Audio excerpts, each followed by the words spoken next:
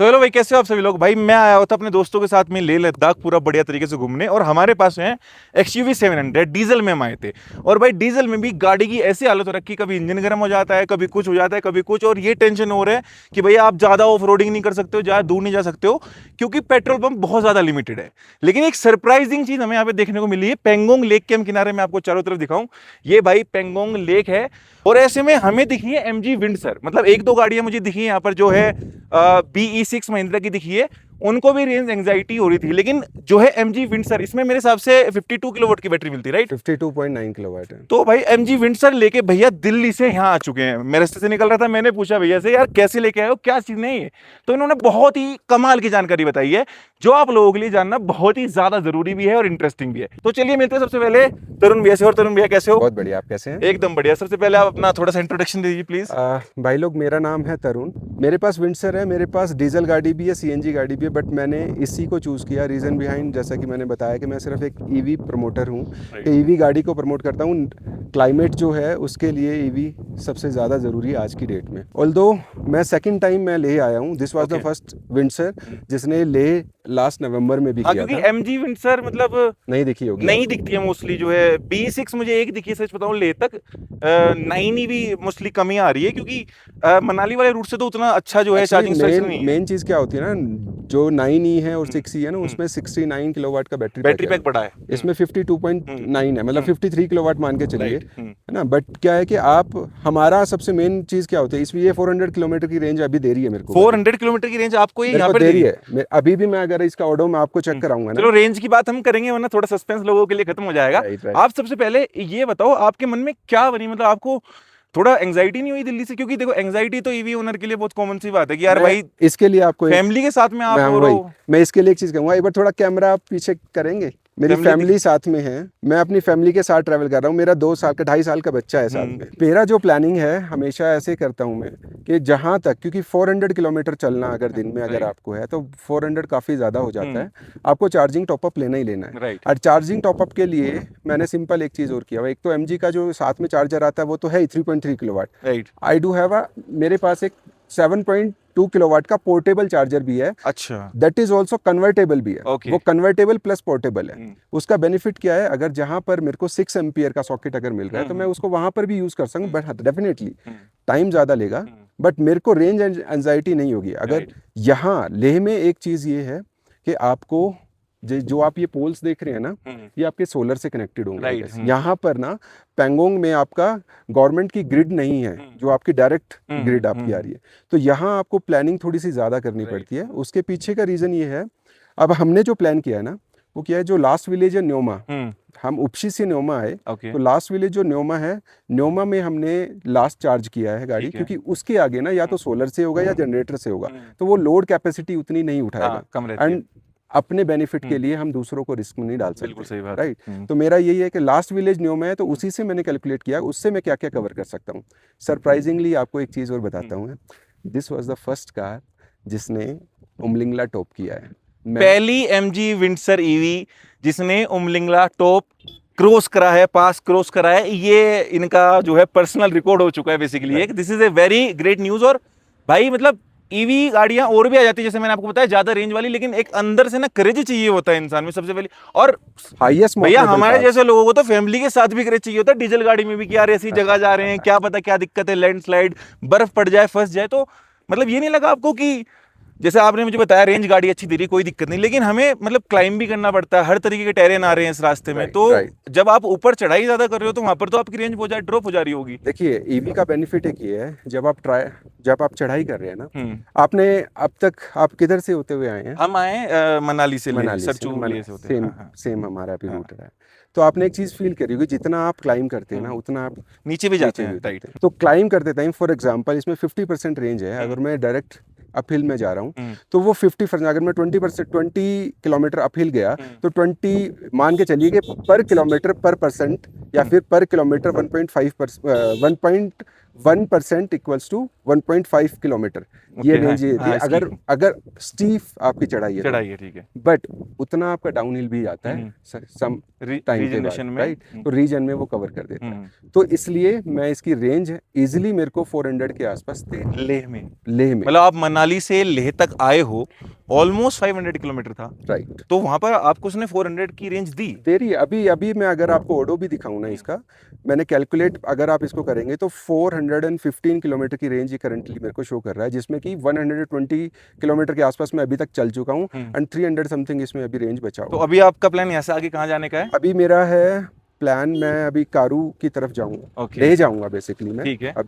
अभी मैंने क्या किया था कि लेह तो आ गया था, उपशी लेह में ही पड़ता है, लेकिन मैं लेह सिटी नहीं जाके ना, मैंने ऐसे चुप से एक सर्किट बनता है ना, जैसे आप लोगों ने किया होगा, मैं भी खारदुंगला से अपना अंदर होते हुए आप इधर आए हैं, मैंने तो उसका अपोजिट किया है। अच्छा, मैंने उसका अपोजिट इसलिए किया है क्योंकि चार्जिंग मेरा मेन था कि इस गाड़ी को मेरे को उमलिंगला टॉप लेके जाना है। राइट, तो मैं वहां जा चुकी है ये गाड़ी। मोटरेबल हाईएस्ट मोटरेबल पास है आज की डेट में, उससे ऊपर मिगला है, लेकिन मिगला क्लोज्ड है, अभी रोड ओपन नहीं है वहां, मिगला ओपन नहीं है। तो आज की डेट में highest motorable pass is Umling La. और भाई अगर आप भी इन फ्यूचर ऐसी ट्रिप प्लान कर रहे हो ना कहीं बाहर की, तो कुछ चीजें हैं जो आप लोगों को अपने साथ में रखनी बहुत जरूरी है। जैसे मैं भी लेके गया था एक टायर इन्फ्लेटर, हमारी गाड़ी का टायर बेसिकली हवा कम हो जा रही थी, पंचर था उसमें, तो टायर इन्फ्लेटर बहुत जरूरी होता है ऐसी जगह। साथ साथ में आपके पास में कार में वैक्यूम क्लीनर भी होता है कि गाड़ी की साफ सफाई के लिए सही रहे, एंड एक जंप स्टार्टर, क्योंकि इतनी ठंड में कई बार बैटरी डेड हो जाती है, गाड़ी स्टार्ट नहीं होती, तो एक जंप स्टार्टर भी होना चाहिए।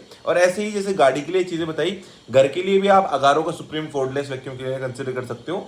एक बार बेसिकली चार्ज करो और पूरा घर इजीली कोर्डलेस आप क्लीन कर सकते हो, काफी बड़ी सक्शन कैपेसिटी है। ये सारी चीजें जो मैंने आपको बताई है, लिंक डिस्क्रिप्शन में, वहां से आप इन्हें चेकआउट कर सकते हो। Let's continue to the video. तो भाई अभी भी अगर आप लोगों के मन में ऐसा है कि ईवी लेने के बाद में क्या आप मनचाही डिस्टेंस कवर कर पाओगे, तो सीधी सी बात है, अगर कोई गाड़ी यहाँ पर पेंगोंग लेक लेह लद्दाख में खड़ी हुई है तो भाई वो कहीं भी जा सकती है।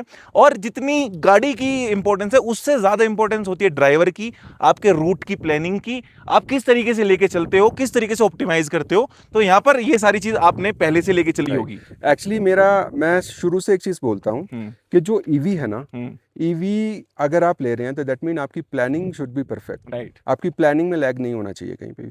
हाँ, आपके पास प्लान भी डेफिनेटली होना चाहिए, कुछ ना कुछ। मेरे पास थोड़ा बहुत मैं करता हूँ अपने लिए, क्योंकि फैमिली को लेके चलता हूँ तो रहता है।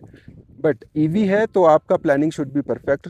और ईवी आपको कभी भी ना, आप हाई ट्रेंड में जाएंगे, आपको कहीं मैं कहता हूँ, आई चैलेंज यू, आपकी XUV 700 है, आप इसको अप हिल में चढ़ाएंगे ना, उससे बेटर परफॉर्म ये। हाँ, वो इसको ये ऑटोमेटिक मैनुअल में डालनी नहीं, मैनुअल अगर उसको आप ऑटोमेटिक भी करेंगे ना, क्योंकि मैंने पर्सनली, मेरा ओपिनियन मैं आपको बता रहा हूँ, मैंने इससे ओवरटेक किया हुआ है अप हिल पे, बिल्कुल। ये बिल्कुल भी लैग नहीं करती है। इसमें बहुत सिंपल मैकेनिज्म है, बैटरी है, मोटर है, एक बार आप जस्ट पेडल देना आपको, ये भागती चली जाती है, इसको फर्क नहीं पड़ता आप कौन से रास्ते पे चल रहे हो।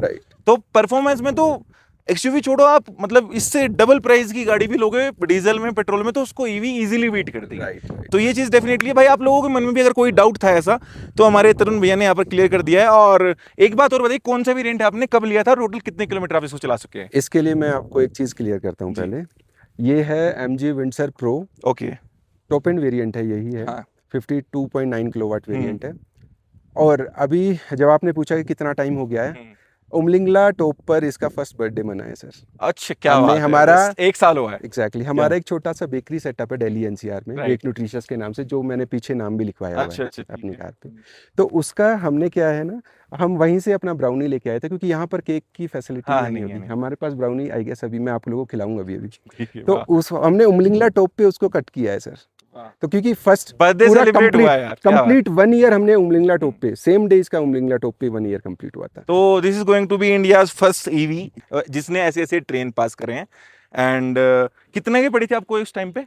ये अराउंड 19 के अराउंड पड़ी थी, 19 लाख के अराउंड पड़ी थी। कितने टोटल किलोमीटर्स आप कवर कर चुके हो? 35,000 plus kilometres in just 1 year. और अभी इसकी आप शायद थर्ड सर्विस करा चुके होंगे, फोर्थ करा चुके होंगे, थर्ड हो चुकी, सॉरी थर्ड सर्विस हो चुकी। तो नहीं, फोर्थ भी हो चुकी है। 30,000 फोर्थ हो जाती है ना, पहली तो शायद 1,000 किलोमीटर, पहली 1,000 है, सेकंड 5,000 है, थर्ड 15,000 है, एंड फोर्थ आपकी ये 30,000 है। तो आप पेड सर्विस करा चुके हो? पेड सर्विस करवा। तो उसमें क्या चार्जेस आए हैं?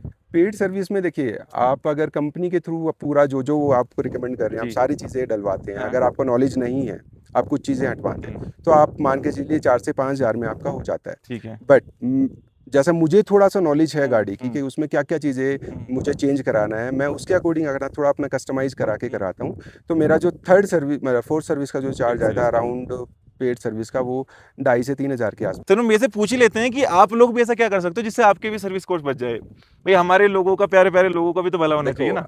मैं इस चीज़ को रिकमेंड नहीं करता हूँ, बट आप चैनल पे पूछ रहे हैं, तो देखो मेरा पर्सनल ओपिनियन है कि जनरली कंपनी में आप कभी भी जाते हैं ना, तो वो टॉपअप आपको बोलते हैं कि हाँ वो सारी चीज़ें टॉपअप करते हैं, लेकिन टॉपअप कब होना चाहिए? जब आपका फॉर एग्जांपल ब्रेक फ्लूइड आपका कम है, तो आपको टॉपअप की नीड है। आप सर्विसिंग के लिए जा रही है, तो कंपनी कभी भी इस चीज़ को डिनाई नहीं करेगी कि आप मत कराओ। कंपनी की चेकलिस्ट है कि वो करेगी ही करेगी, लेकिन यू शुड अवेयर कि भाई आपको टॉपअप की नीड है या नहीं है। अगर आपको टेक्निकल थिंग्स आपको पता है, तभी आप उस चीज़ को टेक केयर अगर आपको अच्छा एक्सपीरियंस है, मैंने अच्छी जानकारी है। एग्जांपल दिया है, इससे रिलेटेड मल्टीपल थिंग्स है जो कार में है। हाँ, बहुत सारी चीजें। छोटा सा एग्जांपल, आपका एयर फिल्टर होता है, राइट। एयर फिल्टर, एसी का जो एयर फिल्टर होता है, मेरा पर्सनल ओपिनियन है, क्योंकि इसमें PM 2.5 का बोल के देते हैं, पर्सनल ओपिनियन मेरा कहता है कि एयर फिल्टर को आपको चेंज कराने की नीड नहीं पड़ती, उसको आप क्लीन भी करा सकते हैं। इजीली क्लीन कर सकते हो। राइट।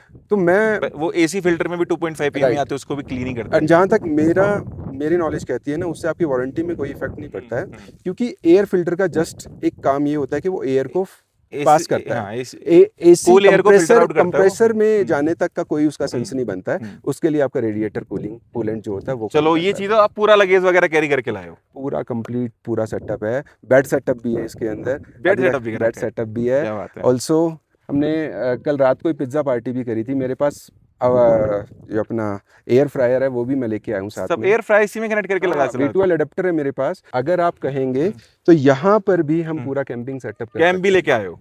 नहीं, कैंपिंग मेरे पास कार बेड सेटअप हो गया, खाना बनाने से रिलेटेड इंडक्शन है, I have air fryer, so complete utensils and सारी चीजें मेरे पास। मैं गैस का हम यूज करते ही नहीं, इलेक्ट्रिक है तो इलेक्ट्रिक से। क्या बात है भाई, इससे बढ़िया क्या होगा? ये होती है भाई स्मार्ट प्लानिंग, स्मार्ट आदमी की स्मार्ट कार।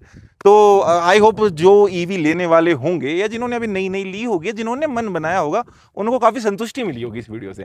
मैं फिलहाल भाई ये हानले की तरफ जा रहा था, पीछे हमारी गाड़ी खड़ी हुई है, तरुण भैया रास्ते मिल गए, कुछ बात हो गई और मैं उम्मीद करता हूँ आप लोगों को कुछ जानने को मिला हो। तो तरुण भैया का भी चैनल है, आप उसको चेकआउट कर सकते हो, और उस पर ये ईवी के बारे में सारी जो है इन्फॉर्मेशन डिटेल आप लोगों को शेयर कर रहे हैं, अपने पर्सनल एक्सपीरियंस भी शेयर कर रहे हैं। तो जो एग्जैक्ट लिंक है वो मैं आप लोगों के लिए वीडियो के डिस्क्रिप्शन में डाल दूंगा, आप वहां से इनके चैनल को चेकआउट कीजिएगा।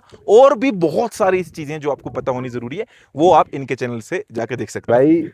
भाई हमें मिले हैं रास्ते में, कोई पेड प्रमोशन नहीं है, कोई किसी चीज़ के लिए कुछ भी नहीं है, रैंडम हम यहाँ पे जस्ट फोटो शूट कराने के लिए खड़े थे, वो हमें मिले, इन्होंने इतने अच्छे तरीके से हमसे बात की, पूछा सारी डिटेल्स, तो मैंने भी कहा कि यार हम ईवी को प्रमोट करते हैं, क्यों ना आप भी करिए। तो इन्होंने हमारी भी, और आप लोगों के लिए स्पेशली जिनको लगता है कि यार ईवी नहीं जा सकती या ईवी कैसे चार्ज होगी, तो उनके लिए, आप लोगों के लिए इन्होंने इतनी मेहनत करी, तो प्लीज़ उसके लिए लाइक शेयर एंड सब्सक्राइब तो बनता है। और एक और चीज़ भाई, जब भी आप ये वीडियो देख रहे हैं तो उसके कमेंट सेक्शन के साइड में एक हाइप का बटन आपको मिलेगा, तो आप हाइप जरूर कर दीजिएगा, सो दैट के भाई की जो वीडियो है ना वो ज़्यादा से ज़्यादा स्प्रेड हो पाए एंड ज़्यादा से ज़्यादा जो व्यूअर्स हैं उसको देख पाए। और ऐसी ही और वीडियोस आपको इस चैनल पे मिलती रहेगी, और इनका चैनल भी जरूर सब्सक्राइब कीजिएगा। थैंक यू सो मच तरुण भाई, बहुत बहुत शुक्रिया, अच्छा लगा आपसे मिलके। सेम यार, मिलते हैं नेक्स्ट वीडियो में। Thanks for watching, Prashant Chaudhary signing.